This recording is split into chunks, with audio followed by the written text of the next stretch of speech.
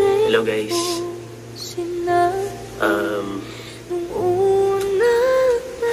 Sa mga nagtatanong ko ng update sa amin ni Barbie, siguro napapansin nyo, hindi kami masyado nagpo-post sa Instagram, sa social media, tungkol sa amin dalawa.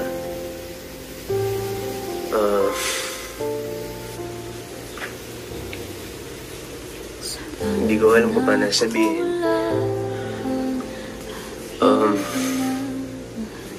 Kaya ako kami nawala ng update sa isa't isa kasi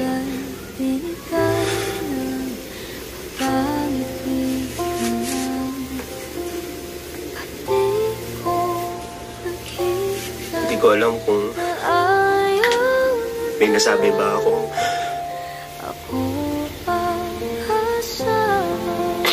Sorry guys.